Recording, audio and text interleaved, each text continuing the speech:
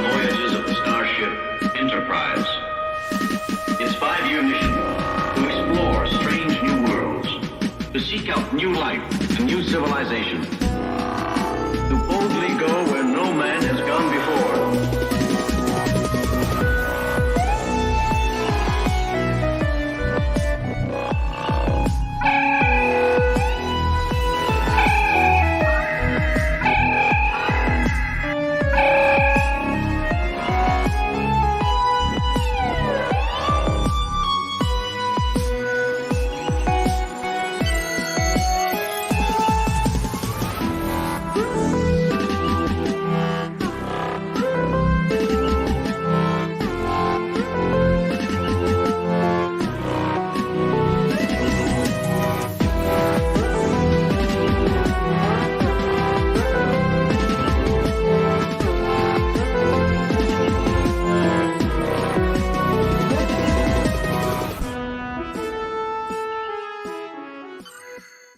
Good evening, everybody. Welcome to the landing party.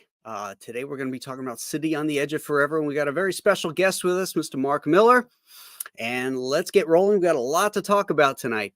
We're going to start with our captain's log, Stardate 2410.16, The City on the Edge of Forever. Now, this was written by Harlan Ellison, sort of. He had the original script, but it was touched by Stephen Karabatsos, Gene Kuhn, D.C. Fontana, and Gene Roddenberry. And there's a whole backstory about the evolution of the script that we'll go into. Directed by Joseph Pevney, a stalwart of the first season series. Harlan Ellison was 32 in March of 1966 and was already a well-respected, sought-after sci-fi author. He had written stories for a number of TV shows, including The Outer Limits, for which he won the Writers Guild Award for Demon with the Glass Hand, Route 66, Burke's Law, Alfred Hitchcock Presents, and The Man from U.N.C.L.E. He was one of the first writers approached by Roddenberry for his new sci-fi show, Star Trek. Harlan was given one of the first script assignments on March 16, 1966. Now, this is 6 months before the first episode, Man Trap, would air. And I'll show you this. This is the timeline of the script. You can see the first assignment was given in March 16th of 66. He turned around the first story outline pretty quickly in like a little over a week. And then it took till May for his revised story outline, another almost 2 weeks for his second revised one, and another 2 to 3 weeks actually for the first draft teleplay. And you can see the dates here. Now we're by May, they had already started shooting the first episode. And so scripts, as we have talked about throughout this series, have been, always behind the 8 ball because so many of them had to be rewritten. And you're looking finally, the final draft, we're looking at February, 1 year later, of 1967. Now they're deep into the series at this point. So that's been a problem for the show since its inception. And the problem that Harlan ran into, and all the screenwriters, all the early screenwriters, was that they had nothing to base characterization and the nomenclature of the show on other than the first 2 pilots, because that's all they had. And Gene knew his characters inside and out, which prompted many rewrites in those early scripts, at least up until Gene L. Kuhn came on board as the showrunner and began to write his own. Like we talked about last week, that episode, nobody touched that script. Not Omega Glory. I always forget the name of that one. The first one, the one we did last week with the Klingons. Somebody in the chat will remind me. But what I want to read to you is what the outline was for Harlan's script and how completely different it was from what we saw, or what we're talking about, and what aired, and what won the awards, and the love of all the fans. Now, this comes from my Bible. These are the voyages. This is an absolute treasure of most research. This is just season 1. There's three volumes of this stuff. So everybody thought the story was brilliant. But it was also very different than the episode it inspired. In this early version, it's not McCoy in a drug-induced state of madness who flees to the dead world where the time vortex serves as a passageway to the past, but a depraved crew member named Beckwith, a drug dealer and murderer. The story, in fact, begins with Beckwith supplying a powerful narcotic, the jewels of sound, to a fellow crew member named Lebec. The latter, the addict, wears a look of almost orgasmic pleasure after swallowing the pill and experiencing the incredible music of the jewels. Sounds from another time, another space, sounds that reach into Lebec's head and strum the synapses of his brain as lights collide and merge and swivel and twirl and dance in patterns of no pattern. A man in the grip of an alien narcotic. Ellison said, I'll just skip that. After Lebec threatens to go to Kirk and turn Beckwith in, the drug dealer bludgeons the embittered addict to death, but there are witnesses to the crime. A court-martial is conducted, Beckwith is found guilty, and Kirk sentenced him to be taken to the nearest uninhabited planet to be executed by a firing squad. That planet, circling a dying sun, is the dead world of the time vortex. Kirk and Spock, with a firing squad of 12, beam down with Beckwith. All wear insulation suits and breather packs. Before they can carry out their task, their instruments register radiation coming from over the horizon. With Beckwith in tow, they follow the reading and soon find themselves on a mountaintop near a great city, which appears to be uninhabited, a city on the edge of forever. It is here they encounter a group of men, but such men as explorers from Earth have never known. Ellison described the 9-foot-tall men as old as the chill and dying sun that casts only shadows on this empty planet. These are the guardians of forever. They've been here, they say, since before your sun burned hot in space, before your race came into being. They stand guard over the time machine created by the ancients. Kirk is intrigued and asks to see an example of the history the gateway can reveal. He picks Earth as the subject and is shown scenes from his own world's past up until the time of the Great Depression in the United States, circa 1930. At this point, Beckwith leaps through the vortex. In a blink, all has changed. Kirk is informed by the Guardians that history has been altered.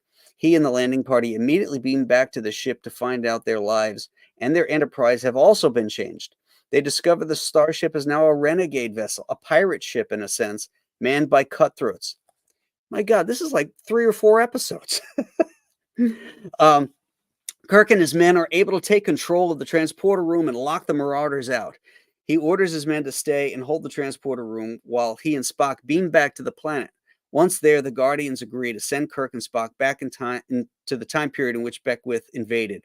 The two men are told they will be seeking a young woman named Edith Kessler, the name used in this draft, who was to be run down by a moving van. Beckwith was somehow prevented Kessler from dying. In order to right time, they stop him from doing this. Therefore, in Ellison's story, Kirk falls in love with a woman he already knows must die. And he knows this in a very short span of time, since we do not meet Edith until just past the halfway point in the story. So he's meeting her, almost in the third act. Also, it's not Kirk who makes the great personal sacrifice of allowing Edith to be run down by the truck. The captain cannot bring himself to stop Beckwith from saving her, and Spock must do it. A heartbroken Kirk returns from the past with Spock and Beckwith. The latter is punished by the Guardians and sent back into the vortex to materialize in the heart of a sun and to experience his own death over and over throughout eternity. A heartbroken Kirk returns from the past with Spock and Beckwith. The latter is punished by the Guardians and sent back into the vortex to materialize. Oh, I already read that. Later on, the Enterprise, a saddened Kirk receives a visit from Spock, who tells the captain, "No woman has ever loved as much, Jim, because no woman was ever offered the universe for love." Now, you can see why this had to be rewritten. First off, this you're dealing with drugs and murder in Gene Roddenberry's utopian future. There's no way he was going to let that go by. A firing squad, the death penalty, a torturous death. I mean, none of this stuff was going to fly. And that's why there was so many rewrites and stuff going on with that. The irony of this episode is that of being voted as the best of all Star Trek is the filmed episode is so different from the original source and that the original writer hated it. So that's the captain's log for today. Let's get into a great conversation here with the person who loves this episode the most. Hate this episode. And Star Trek girl. Yeah, I need to change my name. By the way, who the heck wrote that summary? Because I found my book and I'm like, I don't remember half of that stuff happening the way that it did. So, whoever wrote your book, I don't know what they were reading. Well, maybe it was from the original, the original treatment. The first thing that was the one that I don't have access to check him. We'll bring Mr. Garney in. Hey, hello. Hello. Edith Keeler must die. Wait a second. Did Harlan Ellison not realize this was an hour-long television show? He wrote like 3 movies. I know. And, what is that? And when you switch scenes like that, like you've got all the stuff going on this planet, you introduce this new city, you introduce these giant people, then you got to go back up to the ship, deal with a mutinous crew, and then go back down.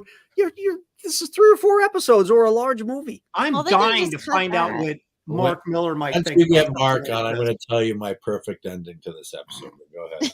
All right. Well, let's bring in our special red shirt guest, and it's not because he dies. I can tell you that right now. It's because he's Scottish, and because Scotty wears a red shirt. Hello, Mark. Hello, Dad. Good to see you guys. Yeah, good to see you. Once again, 10 minutes later. No, do you know what's funny? I'd never, until you were doing that summary, considered why it was called City on the Edge of Forever, and it's my favorite episodes. And I'd never actually thought it makes no sense whatsoever with the actual one that we got, doesn't it? That struck me as well. That, it's like, well, I just thought, Harlan was just being very poetic in his naming of this thing or something, which he can be in his writing, but that makes perfect sense now. A city on the edge of forever. This is the city that guards the time portal. And did you read the part where they got an Emmy for it? Did you know that? Yeah. Did you read any of that? I didn't hear it. Oh, you I didn't. Not in the captain's log. Well, Harlan was there. They were all there, and Harlan, they gave it to that episode, and it won. And they just were saying what a feather in their cap because Harlan was being so aggravating about the rewrite.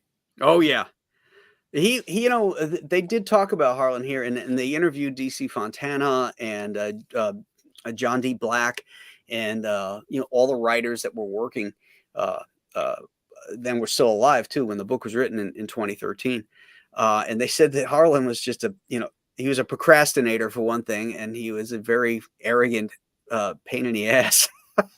And at the Emmy, he got up, he climbed over tables, to say we won like this, like a screw you into Gene Roddenberry's face. And Roddenberry, he just looked over at I think Robert Justman, and he goes, "That's showbiz."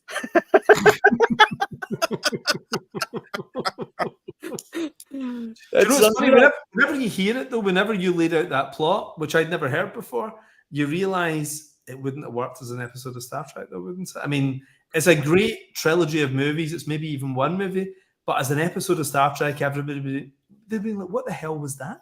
Yeah, right. There would be a great movie aside from any of the characters in the show or anything else. You take all of Kirk and Spock and you just put the Nostromo crew down there or something like that, and it works, but it just wasn't Star Trek. It was like he wrote it for the Outer Limits or something. That was. It feels like a Twilight Zone episode. Actually, I think even it feels very Rod Serling, doesn't it? The idea the Nazis would have won the war. There was a love interest at the heart of the whole story. It felt really human, and it felt very Rod Serling, I think. So it almost felt like the Twilight Zone shoved into a Star Trek episode, really, didn't it? I think what made the episode so lovable to everybody was the realistic love affair between Kirk and Edith. Yeah. And in his treatment, you're coming in on the third act, we're not going to feel it's sort of like that third season episode where he meets the guy who's like he's all the great artists rolled into one. Yeah. And the robot that the guy made for his companion, and Kirk falls in love with her like that, playing pool.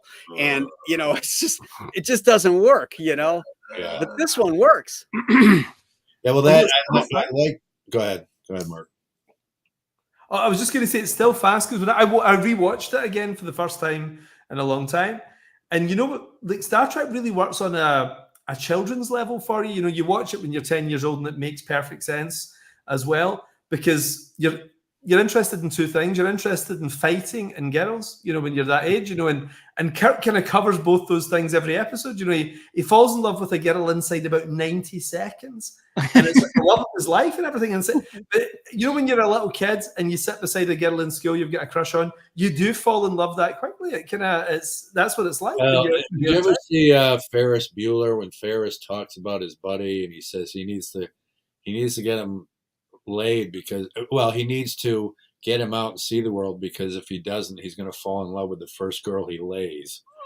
And I think with Kirk being cooped up in that ship with not a whole lot of access to it, except for these yeomans. He's looking for love on the planet's surface.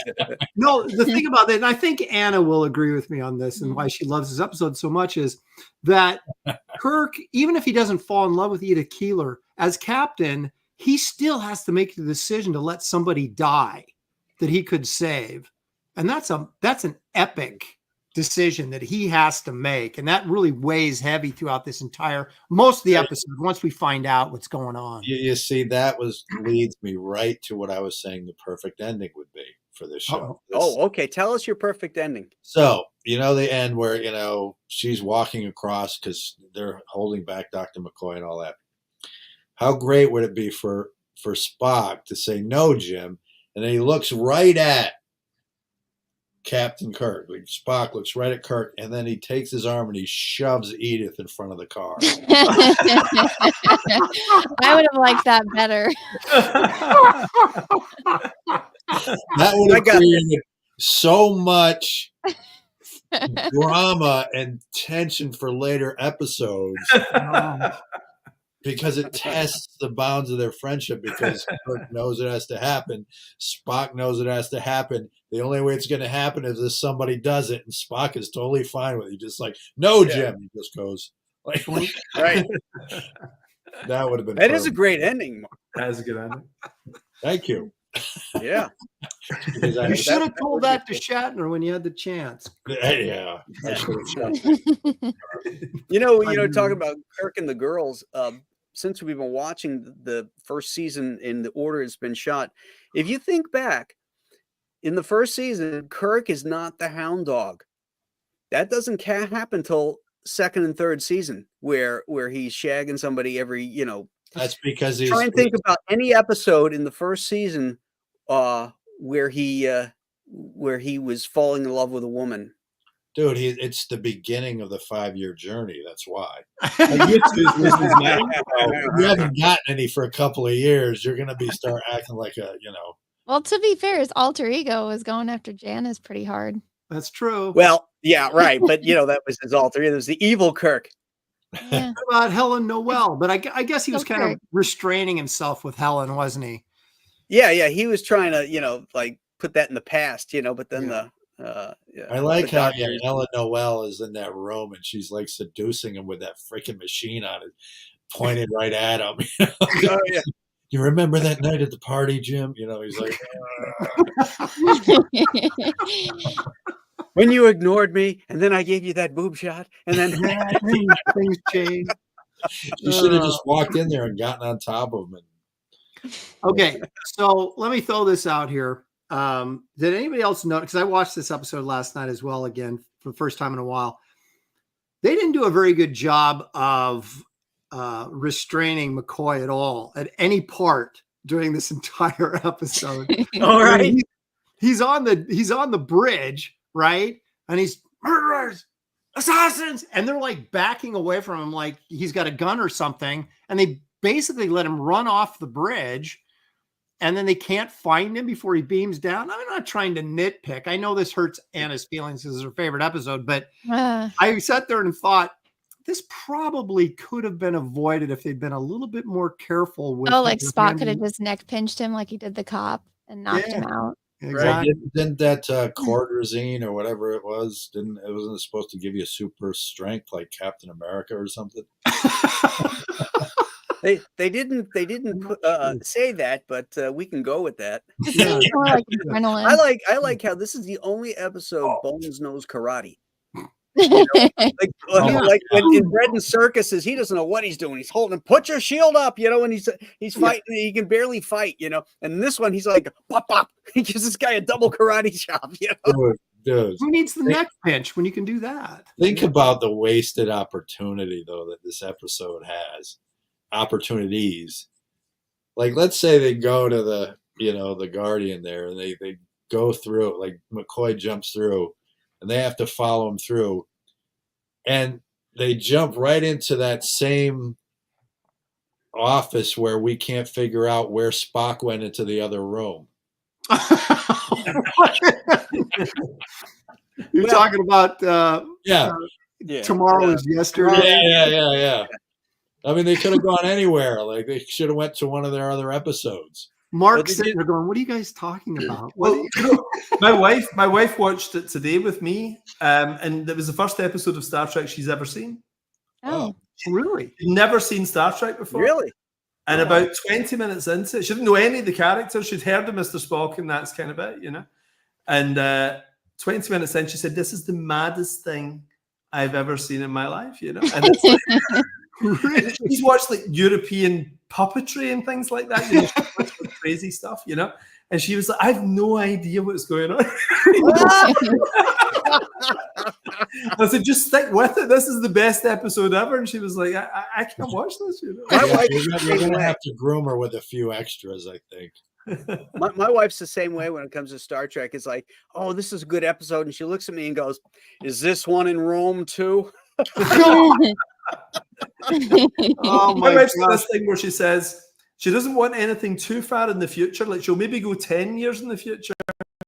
She'll maybe go about 200 years in the past. So she'll watch Bridgerton or something like that, you know. She doesn't want anything in space and nothing underwater, you know. So we've got a very restricted bunch of shows and movies we watch together. You know? Yeah, Well, it's there's just interesting. an issue. Oh, go ahead, Ron. I was just going to say on that point, because when my son was little, I so badly wanted him to watch Star Trek with me. Yeah. But we watched some Godzilla, which was not a smart idea on my part early on. But then he watched Star Wars, and then I tried to get him to watch Star Trek, and to him it was like watching a 1930s space movie with a rocket on strings. You know what I mean? Flash and stuff. Yeah, he just doesn't. It just wasn't, because a lot of the themes are a little bit, you know, they're not. They're. It's good for kids, like you were saying, Mark, but there's certain themes that they're not emotionally connected because they don't have any life experience yet to click Right. with. You know what's funny, Ron? You know, you talked about the whole room thing that we mentioned in that other episode. Right. I felt there was a moment like that, sort of in this one. It's like after they steal the clothes and they go running, they come around a corner and they take another sharp turn, and then they make another right-hand turn, and they go back down the same alley they just came out of, but from the other side. I think you see the books and magazine show in the background. Yeah, right. And they ran into the people from Landrew. Did you notice? The barber shop in the background? It says Floyd's Barbershop, you know, because it's the Andy Griffith set. Right. Oh my God, that's right. Yeah. So great. But it's funny, you know, speaking of Star Wars, like my wife saw Star Wars for the first time literally at the Star Wars premiere whenever it was, episode 7, the new one that came out in 2015. Mm-hmm. And she didn't tell me that she'd never seen Star Wars at that point until we were sitting down literally at the premiere. And she said to me, "What are the other ones about?" And I had about 10 minutes to fill in the first 6 movies, kind of thing, you know. Well, what has your wife been doing all these years? I mean, it's one thing to not have seen Star Trek. I can get my head around that. But never having seen Star Wars since 1977. Well, what was amazing was she really loved it, right? She thought episode 7 was amazing. She'd never seen any Star Wars movie before. And we were there, like, I'd just done a movie with Mark Hamill and he'd invited us along. So we were sitting literally with Harrison Ford and Mark Hamill and everything. So she was quite buzzed up about it all, you know. And then she came out and she said to me, "I want to watch the others." So I showed her the proper Star Wars, you know, like A New Hope. what we used to call Star Wars. Mhm. And she said that's kind of a kind of rip off Episode 7, though, isn't it? You know? Oh my god. Oh my She never watched anymore. That was it. Wow. Lord have mercy. Well, I Oh, wonder. I much wonder better. if that- Hearing that it's like the episode Mirror Mirror, like it's the alternate universe. Yeah. back to what Mark said earlier about kids being able to relate to Star Trek. I wonder if to really be a Star Trek fan, you, or at least a original series fan, you had to get in on it when you were a kid. Yeah. And then and then as you get older, it gets better and better to me as I get older. But like Mark said, you show it to somebody now and they're kind of like, what's the big deal? I don't get it. And you're like, what do you mean you don't get it? Well, the difference between like watching Star Trek is that you can watch it as a kid, you fall in love with it. You can watch it as an adult and see the nuances of the writing in it and stuff like that, versus a show like Lost in Space, which you can love as a kid, and then you watch it as an adult and you say, this is idiotic. Yeah. Well, Graham, I've got a real theory about this, Graham, because I think about this a lot, right? And I think, why is Lost in Space or Voyage to the Bottom of the Sea and all these things, why are they not as regarded as Star Trek? Why is Star Trek continuously rebooted? Because there's such affection that it's just gone on for 3 generations now. Star And I Trek. really realize how important casting is in television, Mhm. even more than movies. And I know that sounds crazy because so many movies are actor driven, especially in the old days. But like, you're inviting people into your living room for 1 hour every week, aren't you? Like Kirk, Spock, and McCoy. And you really love those guys. And you're just happy to be in their company in a way that a movie's sold on a concept sometimes. You don't really know the names of the characters in movies, You maybe know some actors, but you know Kirk, Spock, and McCoy. And you fall in love with them over your whole childhood, don't you? Because they're there every Sunday night or every Thursday night, whatever it was on in your country. Mhm. And I think casting is what makes Star Trek better than all of those other shows. I think that's exactly right. I think it's that perfect storm as well. Well, one of the big things, I think Star Trek never sold out the way Lost in Space did. Lost in Space started out as decent science fiction. Yes, the black and white first season. Yeah, the first season. But then they just sold out because Batman became a campy hit. And so they didn't bother even trying to write good science fiction, whereas Right. Star Trek was still in the same vein as Twilight Zone, which in my opinion is the greatest show ever written to this day. I agree. My number one show of all time. Yeah. Yeah, absolutely. I mean, there's so many things that I see now, even in current things that come out, that I can take and point to a Twilight Zone episode that you would almost argue they lifted it from, So I just think it's still in that vein. And, and as a kid, not to hog the conversation for a second, but as a kid, I thought myself, what was it that made me instantly get hooked on Star Trek? Because it was literally one episode and I was like, and I had to watch it every night after that.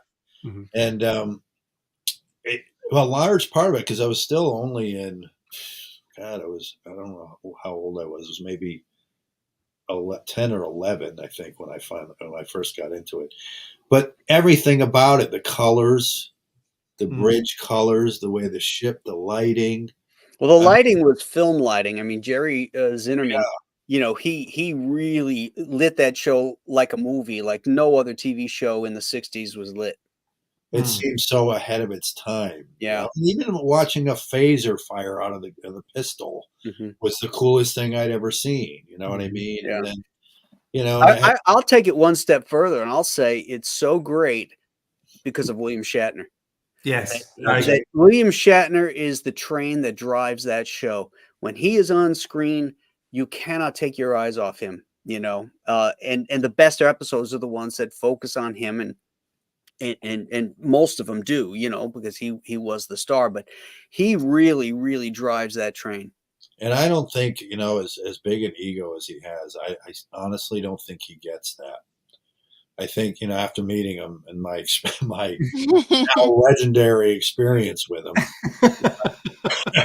I just don't think he understands it. I think he just. I think he's just annoyed at this point. It's been going on for how many years of his life now? Yeah. But at that time, I mean, if we look at culture, for instance, there were a lot of.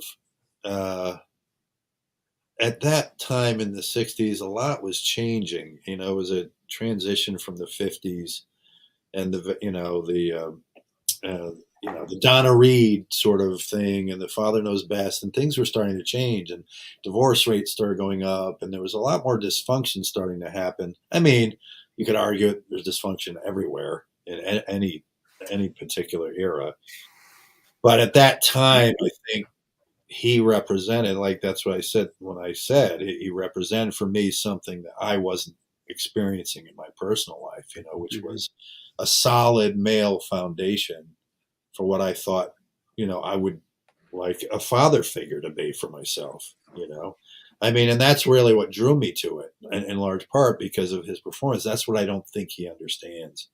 I don't think he understands because he came from a different era where none of that happened, Could be.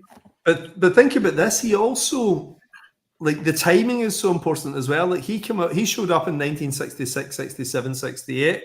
So you're talking Sean Connery, James Bond, and Easy Rider.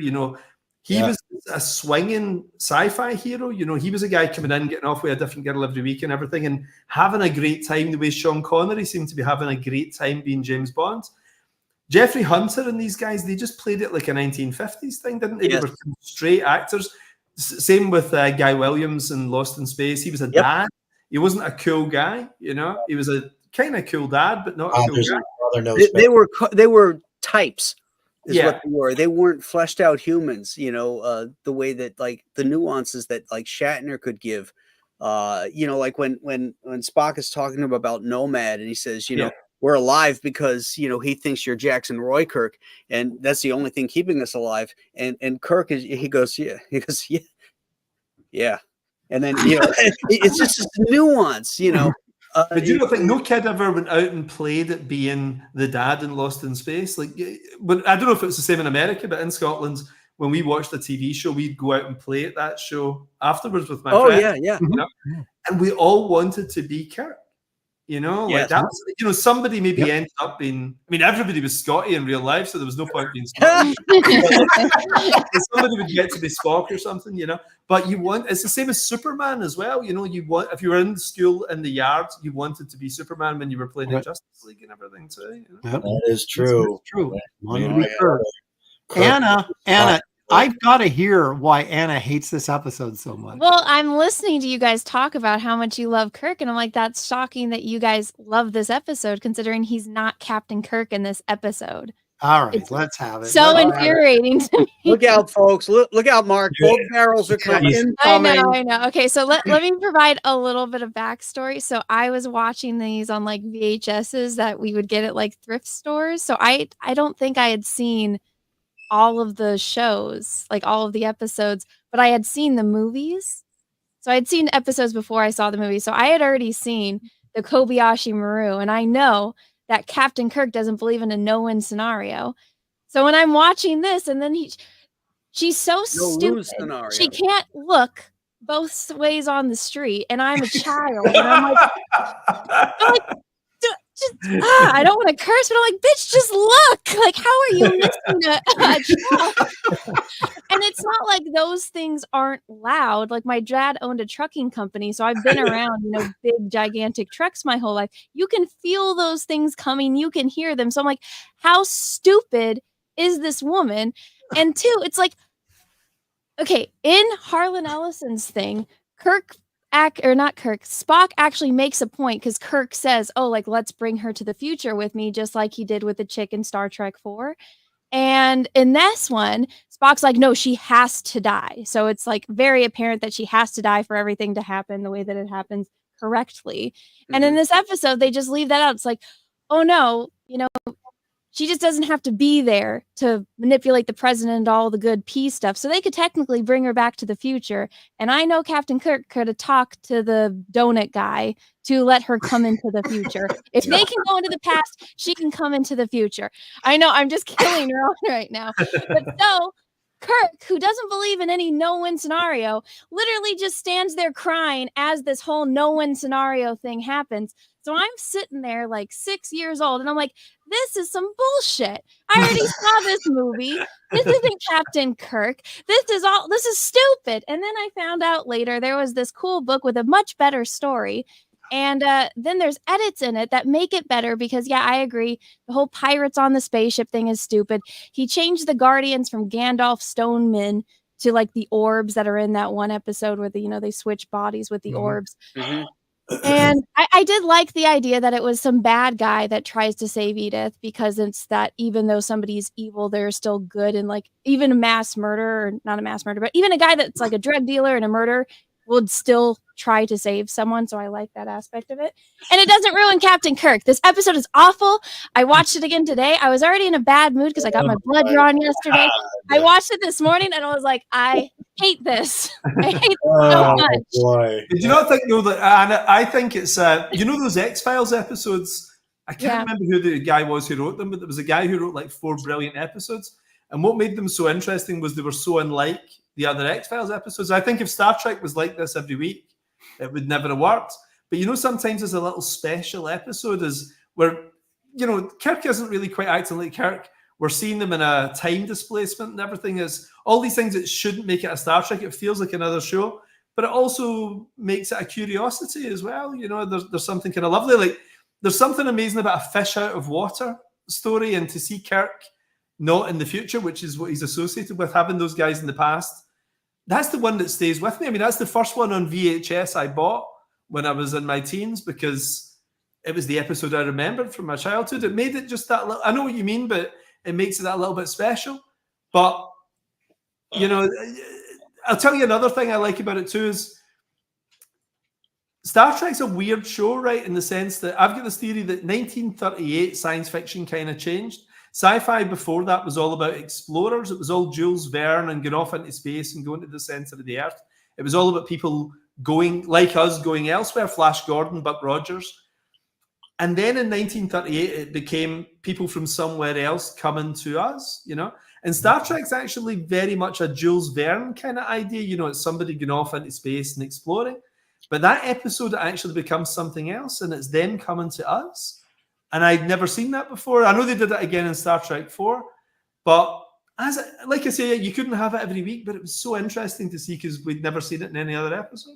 One of my favorite lines in there is where Edith is questioning where she sees that Spock has built this whiz-bang the radio thing, and she says, "You don't belong here." Well, where do you think we do belong, Miss Keeler? And she looks at him and goes, "You." At his side, as if you've always been there and always will. Yeah. And you, somewhere else. You belong somewhere else. I just think that's so powerful that she sees the relationship between those two and really sort of codifies that connection between Kirk and Spock. So she's perceptive and she's stroking Kirk's ego the whole episode. Do you know why he falls in love with her? Well, there was a scene where she was stroking something else, but they cut that out. Anna. Watching it again, though, I was really struck by how mad her speech is. When she's talking to the homeless guys, and she's talking about the atom and things like that. They must. I mean, if you're just a guy in that room, you'd be like, "This is the maddest woman I've ever met in my life." Yeah. Men will harness incredible energies. No, wait a minute, Anna. Can't you? I mean, you have to understand from your own perspective. You watch this stuff in reverse. So yeah, Kirk doesn't believe in the no-win scenario, but didn't he have to develop into that sort of? Maybe it's things like this that said he's no longer going to accept. Listen, I didn't accept it when I was 6. I don't accept it now. Once again, you're missing the bigger picture. Oh my gosh, not sweet Anna. He did win.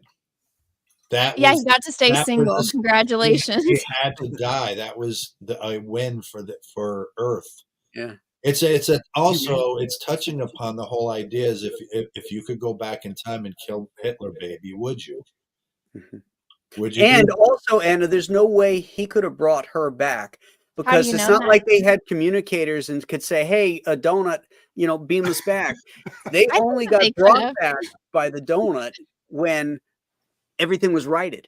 Right. And how do you not know that they could have just written the episode? You don't understand that if he brought her back, if McCoy didn't get brought back, if he brought her back, the fact that she survived, or for whatever sequence of events, the Enterprise might not even exist. He couldn't No, 'cause do all that. they had to do was just not have.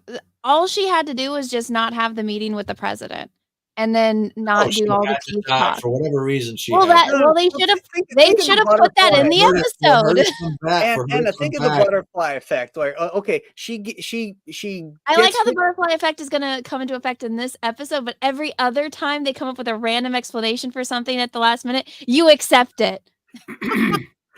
Don't get personal. For instance, And- can you give us an example that we've accepted? Lazarus.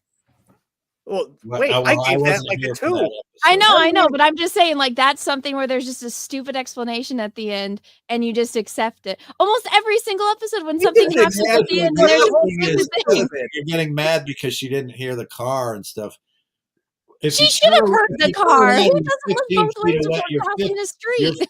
15 feet away from all of us. She had an affectionate relationship with Dr. McCoy at this point. She had no idea that they knew each other. She sees this big commotion, Jim, Bones, and she just turns around. She just starts walking. And by the way, Spock is She's pretty emotional distracted in by that like scene. a squirrel doesn't pay attention to the car coming.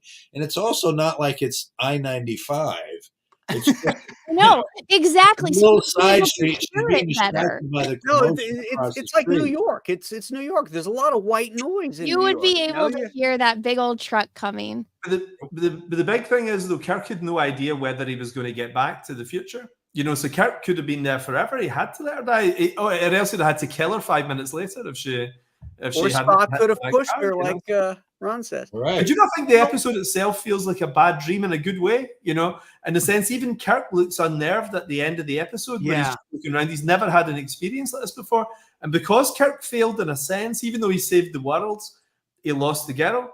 And because he had that incredible dilemma when he says, let's get the hell out of here. It's Yeah. like, you've never heard him talk like that That's before. exactly right. That's exactly right. Because Kirk is he's that's exactly right. That's why it makes it so good.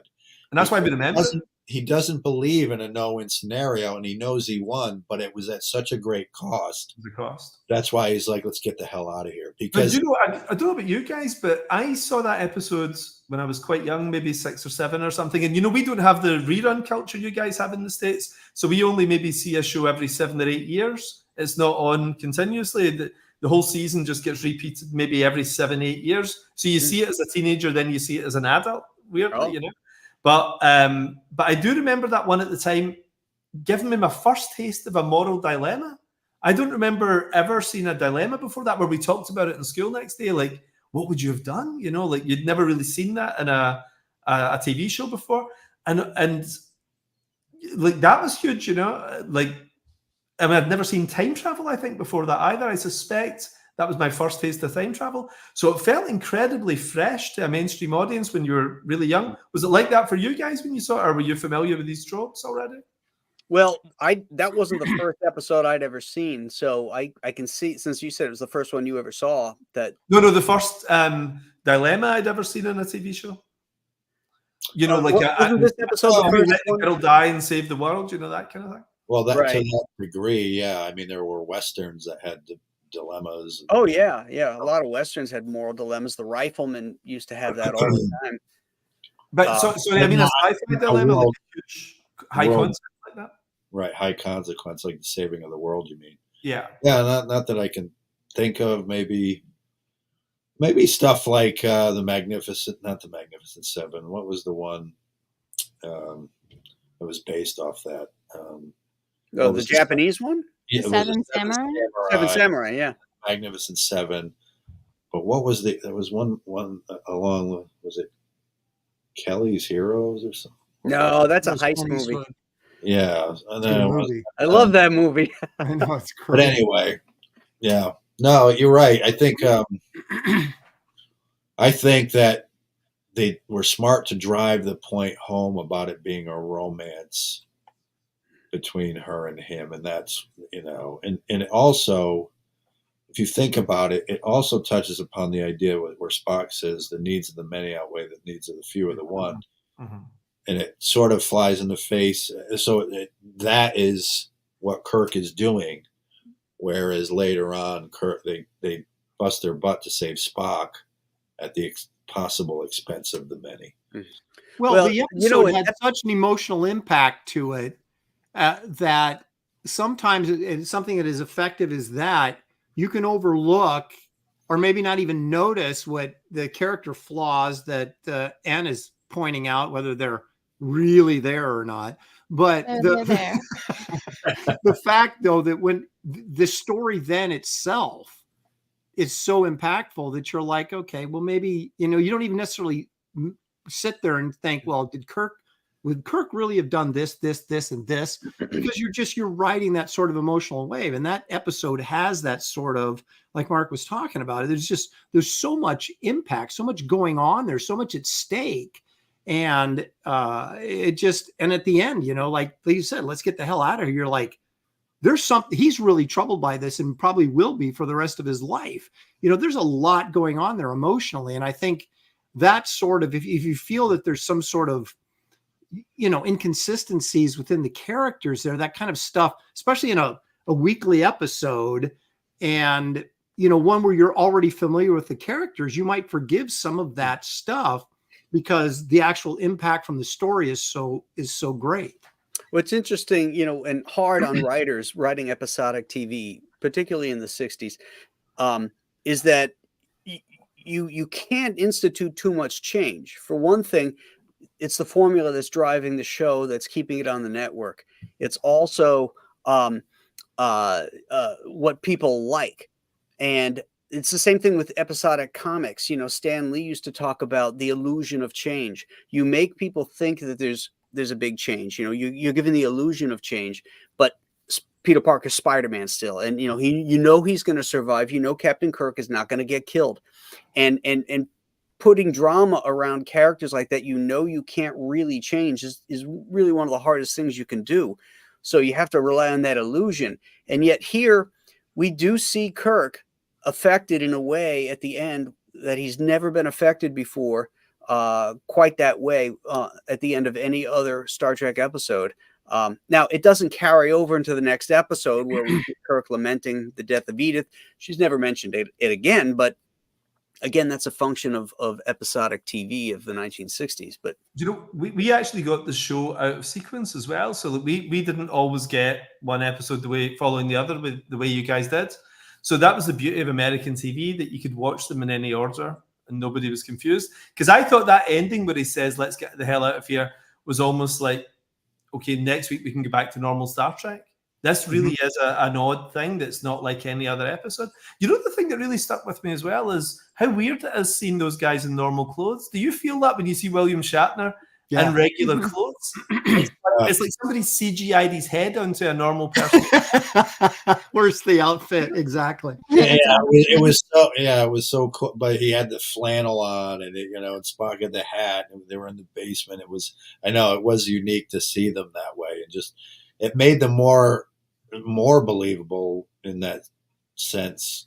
I think it's the only time we ever saw them, certainly in the first season in normal human clothes, that weren't modern day clothes, if you will, 1960s clothes. And Assignment Earth, we see them in regular clothes again too. How funny though! You got to give it to Kirk. I see you've noticed the ears. My friend had perhaps the unfortunate child. He caught his head in a Chinese rice picker. Yeah. It's funny that line that was written by Gene L. Kuhn. That was in his rewrites, and of course Harlan hated it. Hilarious. He hated it. Perhaps the unfortunate accident. The unfortunate accident, obviously Chinese. Obviously, sort of greenish. Yeah. What I remember when I was watching it as well is the very first submission I ever sent into a comic book company was in 1983 when I was 13. And I sent in a rip-off of that story. And it came back to me when I was watching this. And it was a Superman story. And the idea was he goes back in time to try and save his parents from dying when he's young. And because he does so, it leads to a nuclear war in the future. And he has to go back and let his parents die, right?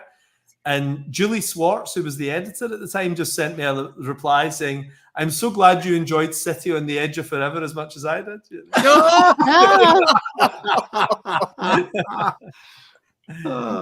That's good. That is so good. Yeah, Julie Schwartz was a character, man. Did you get to meet him at all, Mark? No, I came in. I was about 22, so 1992 I came in, and he'd retired just a couple of years before that. Did you guys ever cross over? Did you? I met him. Yeah. 1983 when I was breaking in, Sal Amendola took. I had done a Superman story for Sal at the Kubert School, who was my teacher there, and he really liked it, so he wanted to show it to Julie. But he doesn't tell me he's going to do this, so he brings me into Julie Schwartz's office, and he says, "Now Sal stands about this tall, you know, and he's got this little nasally voice. He says, 'Hey Julie, this is one of my students, you know, Graham Nolan. He draws a really good Superman, you know,' and so then he leaves." Now I'm standing there with my portfolio, and Julie Schwartz is like Perry White. You know, he's all gruff, you know, Great Caesar's ghost type of thing. And he's doing busy work on his table, and he's shuffling papers. And he finally, you know, takes a look at the artwork that's down there. And then he looks up at me and goes, "What makes you think you can draw Superman better than Kurt Swan?" Oh my God! Wow. And that's when you unzipped your fly. Yeah, that's when I let me introduce you to crypto, Julie. You know, so I'm like Ralph Cramden, hamina. You know, I didn't know what to say. You know, I was 21 years old, something like that. You know. You know, somebody told me that Julie Schwartz, right up until he died, still came into DC and would do meetings like. I mean, like 10, 15 years ago, whenever it was. And he came in once a week and he would sit with everyone and do an editorial with everyone. Really? I believe it. You know, he was sort of like, you know, the editor emeritus up there. You know, they'd come in and they'd ask him stuff and, you know, he kept him busy, you know. Just once.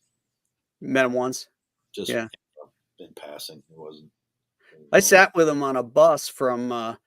it was what's that con in Detroit? Is it just Motor Detroit? City? Motor City, yeah. I was as a guest at Motor City, and he was, and we all got picked up at the airport. And I was sitting next to him. He didn't want to know me from nothing because there was this girl next to him, this young girl with these big boobs, and he was sort of a hound dog, and he was just, "Oh well, young lady, you know, tell me." Oh my Dude, God. that is as Anna smiles an oh so familiar grin. Yeah. I never met him, but he was around conventions when I was around conventions. That's all anyone ever talked about is what a dog he was.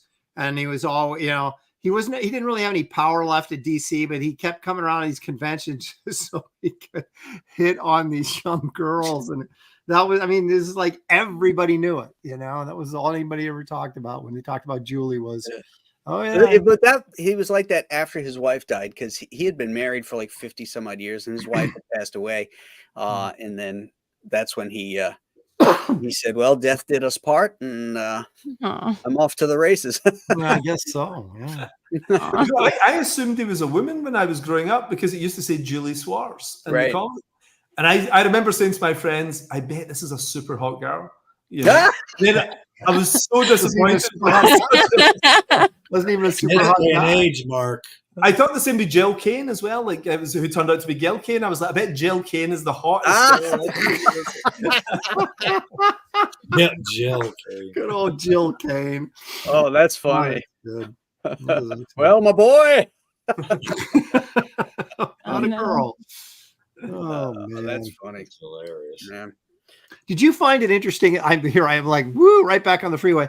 Did you guys find it interesting that they've got this time displacement waves battering the Enterprise, right?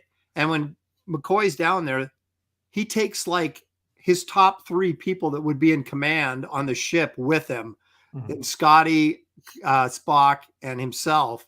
It's like, who are you leaving in charge of the ship when that's like every episode? That's a good point. I know, but then they were like direct. I mean, took a Uhura. Yeah, I know. He's gonna. I thought that was kind of funny. I mean, I realized they did it just, you know, because they wanted to get the main characters there. But I was looking at that going, wow, is there anybody of importance left on the Enterprise right now to deal with this other stuff that's going on? I know. And then when they're down there, McCoy is right out in plain view, and they're walking by him like like looking. I know. They're like They're the quite the worst search searchers. party. I know. Nothing here, sir. And he's like 5 feet over there Yeah. looking down Rob. Yeah, I thought the makeup was really good on McCoy. You know, Yeah. like, Yeah, quite when he disturbing, first yeah. gets to Earth, he's got these modeling, and he looked really sickly, like Yeah, just he did. real like gross looking. You know, He'd I been thought stuck that in a room with the salt sucker for like a long time. Maybe in that room with no back door that Ron refers to, that they were stuck back in there for a while because they couldn't get out. I felt Yeah. You know, bad. it's funny. Like, DeForest Kelly, I think the older I get, like as an adult now, I really appreciate him in a way that I didn't as a kid. I liked him as a kid, but I really love him as an adult, you know, and he, Kirk, and Spock together. Like I was watching Star Trek 5 recently with friends. We did a whole run, one a week for a little while. And just them sitting around a campfire is entertaining enough. You don't even need anything because you like those guys so much. But he's so integral to Star Trek, isn't he? If only the movie had ended there, but Yes. alas, it didn't. Oh, Yeah. well. You knew you were in trouble when Kirk falls and Spock with his little rocket boots goes upside down and goes down to catch him, and now Spock's upside down holding him, but meanwhile the thrust of the boots is going up. He's been driving Kirk right into the ground. yeah, there like was a no way around explaining future technology with that one. Future technology. I mean, my God, you just gravity Well, you're physics. using that as an excuse for so it being so ridiculous. Yeah, but the effects was so bad too. You know, even when Spock is riding himself, you could see he's on like a harness type thing. He's just, Yeah.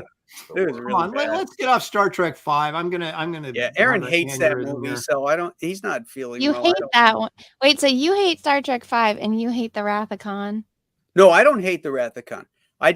I don't love it like Aaron loves it. I dislike the costume changes that they stuck with for all those movies.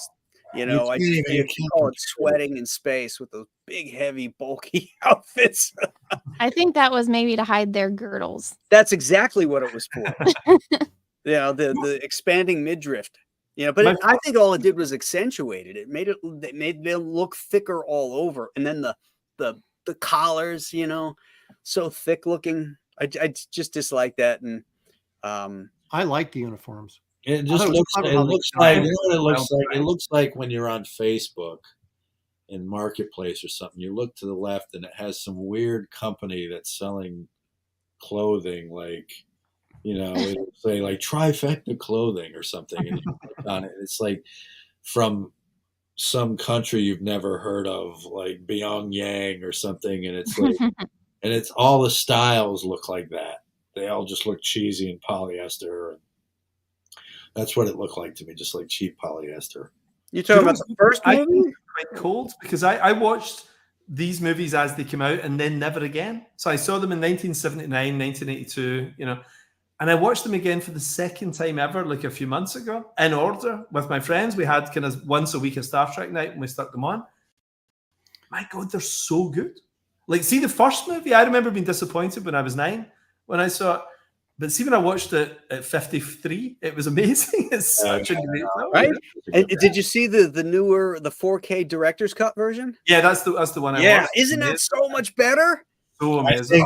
think the problem with the first one wasn't that it wasn't a good movie. It's that the expectations for it were vastly different than what Robert Wise brought to the table. It was a little bit more antiseptic looking. It wasn't as colorful.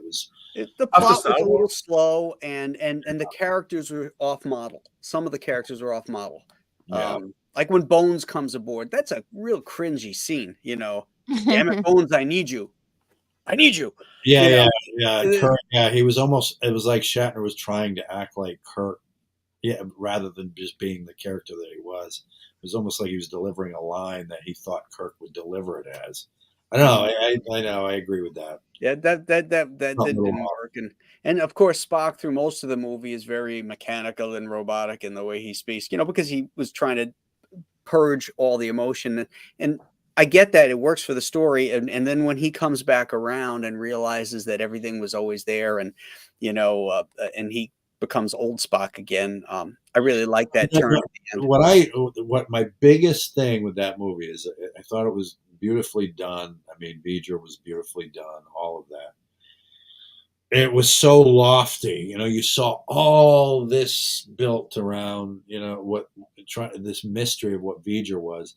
And then to find out that it was, and maybe you guys probably disagree with me, but for me to find out it was Voyager 6 was like, wah, wah, for me. I loved that. I thought that was cool.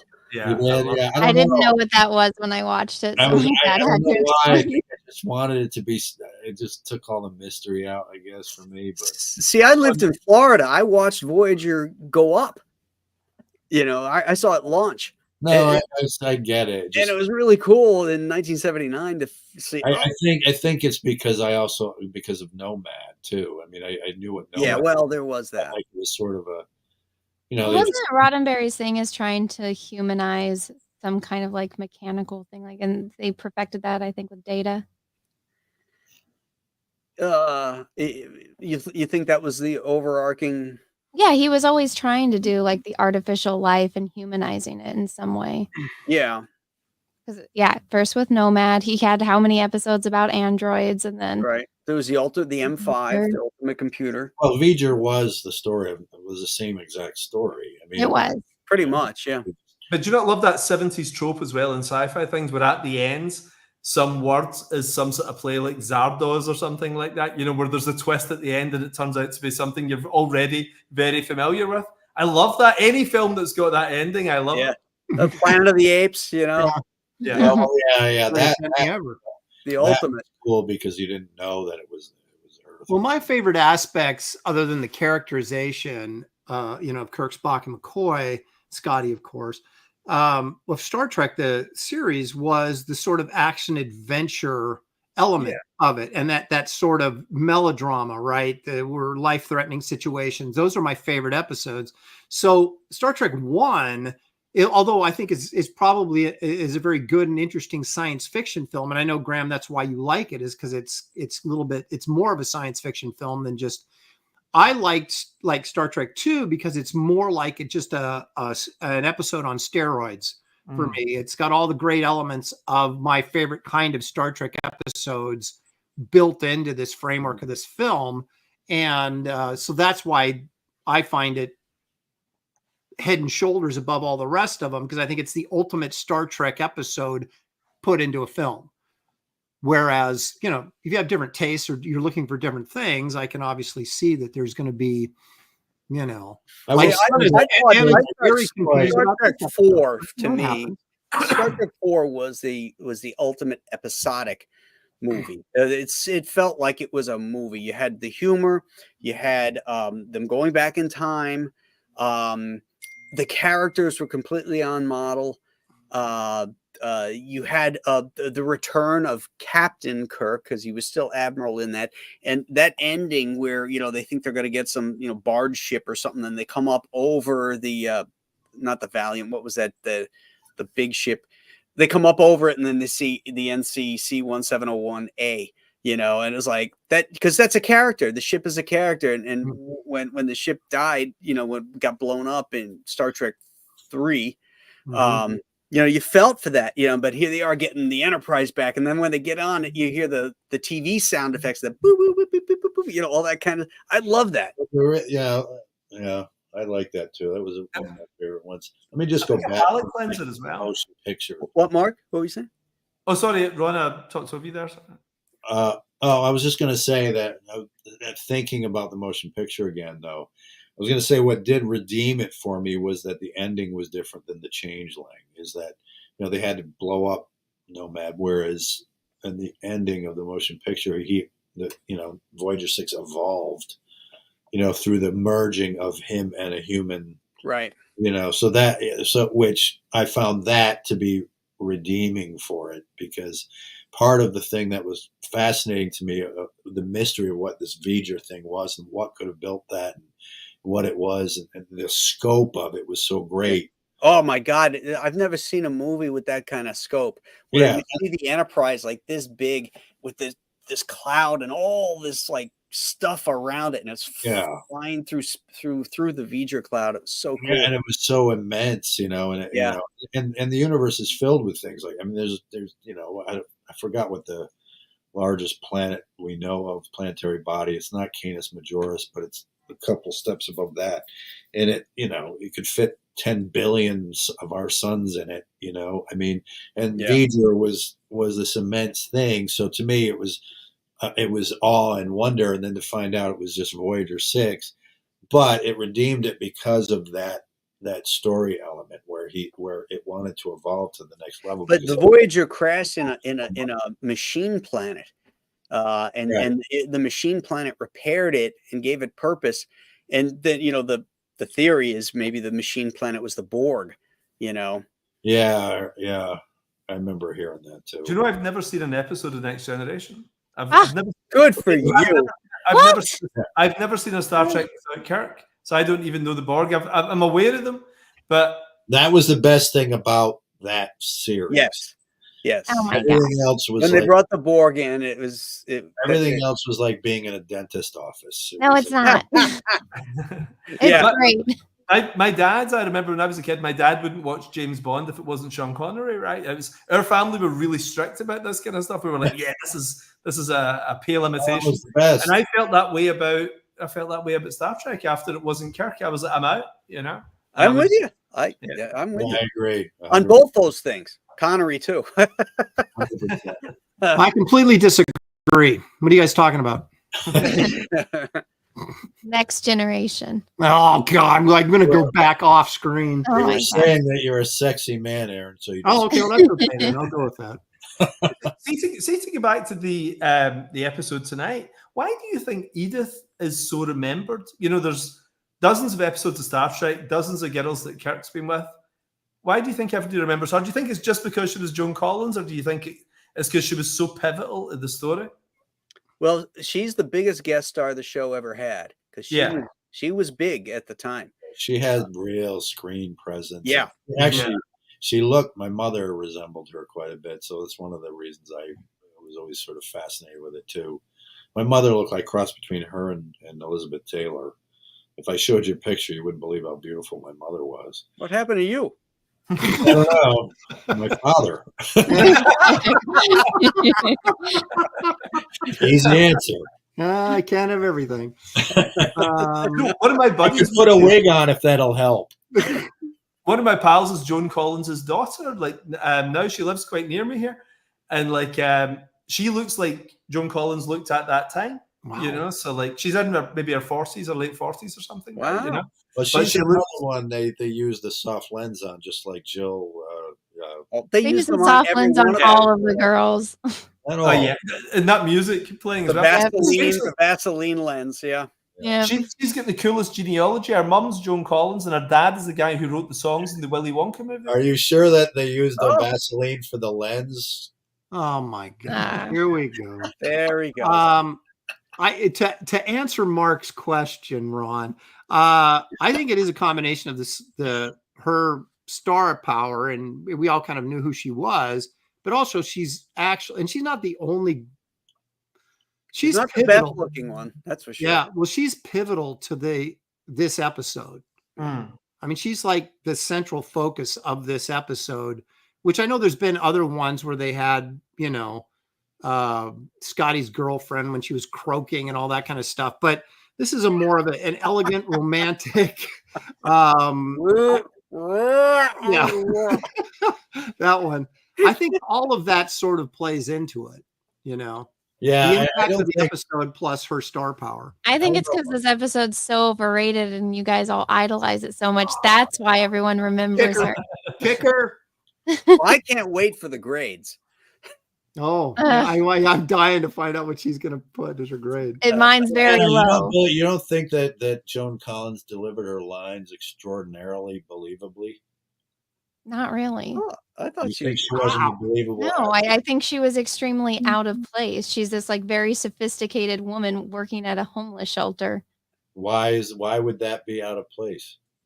It just didn't feel right. I feel like a woman that was her age at that time period would have already been married, and I mean, maybe she was doing that on her spare time. Huge assumption. Yeah, she was a radical, though. She was a radical. I know, and I still think it was just out of place, and I've never seen her in anything else, so I only know her from this episode of Star Trek. And so Never watched Dynasty? what? You never watched Dynasty? Well, you're too young. No, yeah. She Oh was no, always- I remember I just didn't like her and I didn't like the story. I don't like anything about this The episode. only thing that Clearly. the only thing that Clearly. stuck out for me about her is that her English accent. You know, she's supposed to be this kind of slum. There's no indication she's from England, that she's an immigrant or anything like that, and she's got this English accent. So one assumes that she's from the local neighborhood or the city or something like that. But she's got this beautifully sweet English accent, and You know what? I kind of felt she was sort of aristocratic and kind of stepping down to help out the little guy. I'm not being sarcastic. I really kind of looked at it that way. And you're in New York City in the 1930s. So you think it's the continental accent? You think it's like the old actors used to use in the 30s? Well, And actually, Leonard Nimoy uses it she too. could have been an immigrant. We're talking about 1930s New Well, York. you guys are, this is a person who had a good heart and she wanted to help people. There are people like that in the world. I get that, I but know. I don't know. Just because she looks like that doesn't. It just seemed out of place. It doesn't to me at all. But I mean, weirdly, there's I was plenty thinking, of people who do good things who are attractive people in the world.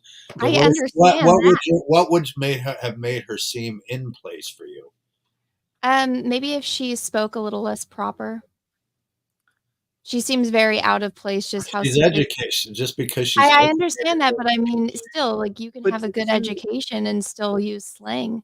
I like the idea that she thought Kirk was out of place. She was out of place too. That's Yeah. right. Why didn't Kirk say, "Are you from England?" Well, that's another thing. Someone with like the ideas that she has, like I feel like she would be out doing more with it than just working at a homeless shelter. Well, she was. She was going to meet with FDR, and they had to kill her. Spock shoved her in front of a truck, for crying out loud. Yeah, but I don't know. It just I like seemed how like, you're going with my ending now. Like, it just seemed like she would have been doing more canon with her now. time, like working in a library or something. Like She was It- working her way up. No, but see, I the think children it's of, the out of children place of any to me. super rich person I know is always out there doing charity work, 'Cause the parents have maybe made a fortune. They maybe don't quite live up to it, and they think, what can I do with my life? I've got all this money, and they go and do charity work. I mean, I know so many people. Oh like yeah, that. absolutely. yeah. Why is she living in- To see Why is she living in Anna. that? Hold on. Then why is she living in an apartment that only costs $2 a week that she tells Kirk and Spock to come live in the same Oh, that's- apartment building That's as her? classic rich kid, though, isn't it? Because Is it? she'll move into her dad's place in the Hamptons in 10 years. So yeah. without having I'm purpose, making it my Anna, own. she wanted purpose, like Mark is saying. Like, you grow up and you have everything. What is your purpose on this earth but to help those who are less fortunate, regardless of how she speaks Right. or regardless of what she looks like? Well, it's not relatable to me or realistic That's enough because for you're me. spoiled. I'm spoiled. I've had to work for everything I've had.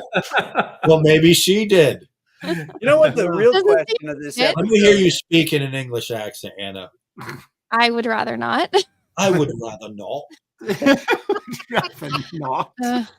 You know what the real question is who's that dude that walks between Kirk and Spock with the big beard and the mustache who just twirls it as he Yeah, I goes? know. that was the weirdest. I know. It was just Crazy. like just random comedy. And he's like relief this, for a second. he's just walking by, getting the soup Yeah, out I of his know. mustache. I was like, Also, how did Edith Keeler know that it was Spock that picked the lock? She goes right to Spock and accuses him because she has feelings for Kirk and she doesn't want it to be him. Casual racism. Yeah, exactly. The Chinese guy did it. That's exactly what Guy. she's saying. Good with I love. thought his head in a rice picker did it. Well, here's a question: like when they decide they're going to go down to the planet, and they find out that Bones has just knocked out Kyle and gone down to the planet, Spock turns to Kirk on the bridge and says, "The settings were of the transporter were set right for the donut." Hmm.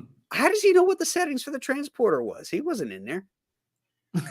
Maybe he looked at the logs before they I'm beat missing down. something. He's What? Spock.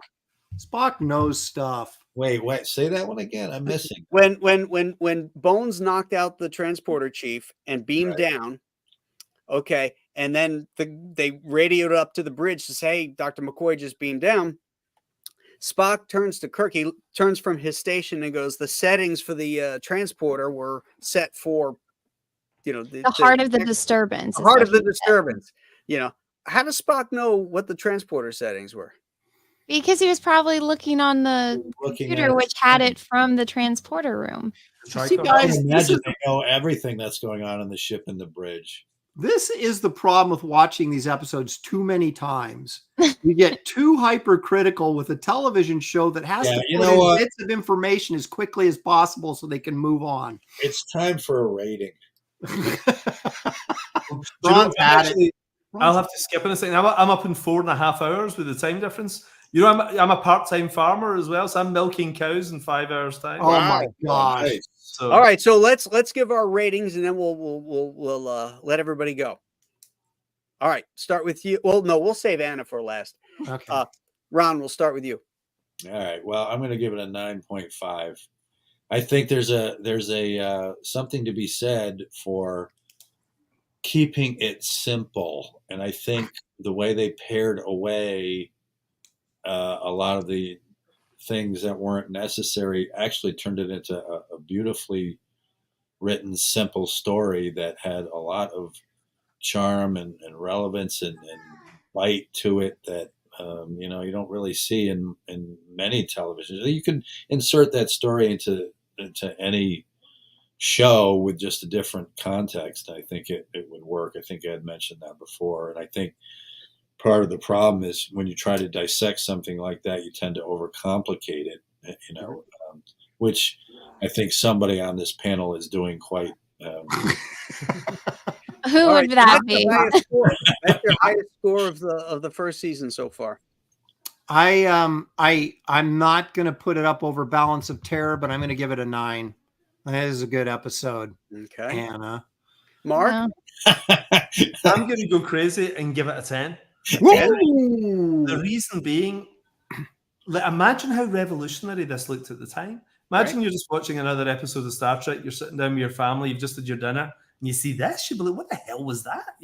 So even all these years on, we're still talking about it. And I remember it just being a chat in school for weeks afterwards, and then I rip it off in my first story I send. It's so influential, Okay. So I don't know. I think possibly the rewrites have improved it as well. I know that's heresy to say, but they maybe beat it into a Star Trek episode, but the core concept is so beautiful and simple that I could love it when I was 6 and I can love it in my 50s as well. 10 for me.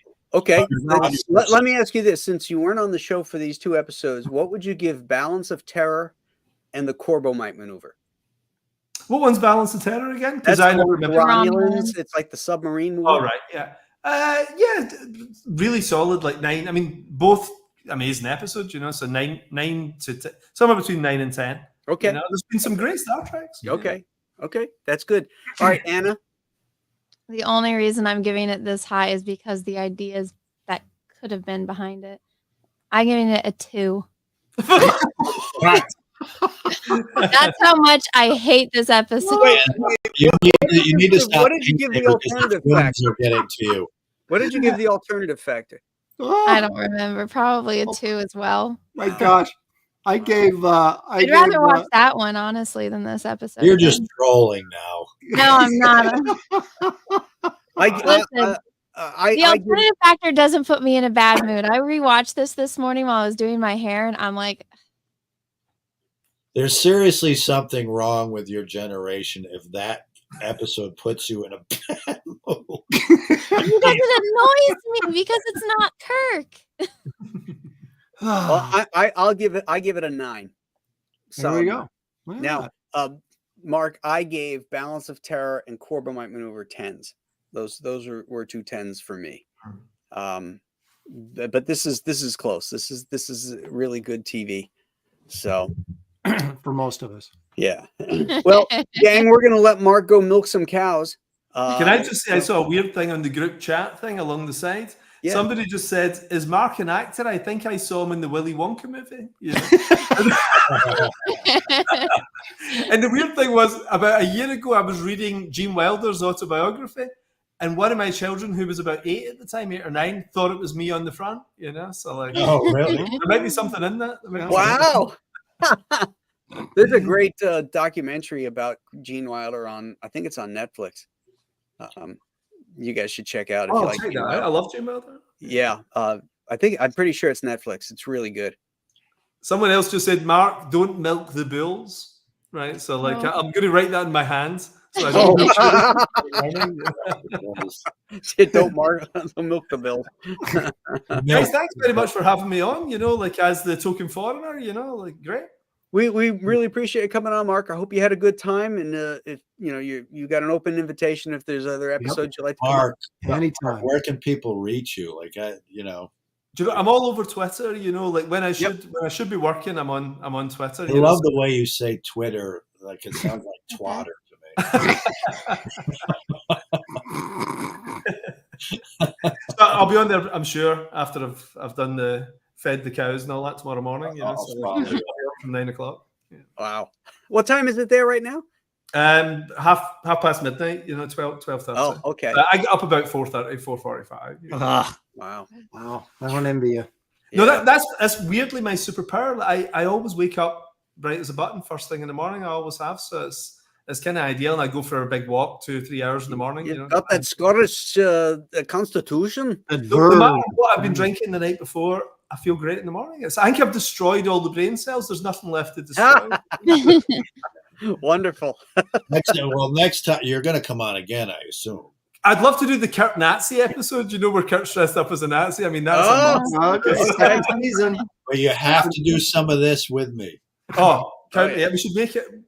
We'll do it live. We'll do it I'll live. do I it. remember somebody I found might a be able to picture of drink by Chapman then. as a Nazi, and they tried to get him cancelled. I remember about 5 years ago on Twitter, and I was like, "It's an episode of Star Trek. It's not like he's not choosing that outfit for a night out." You know? No, and then Yeah. didn't he say, like, did William Shatner respond like, "Honey, I'm Jewish"? Yeah, really. Yeah. Oh, Yeah. God. People Okay, should- chat. Thank you guys for tuning in. I hope you enjoyed the episode. Next week, I think, is the last episode of the first season, Operation Annihilate. So then we'll be moving on to season 2. That's Well, Anna's only 10. Poor old Sam Kirk. Oh, Yeah, well. poor old William Shatner with a mustache. Mhm. We knew you well, Sam. All right, gang. Have a great night and All the best.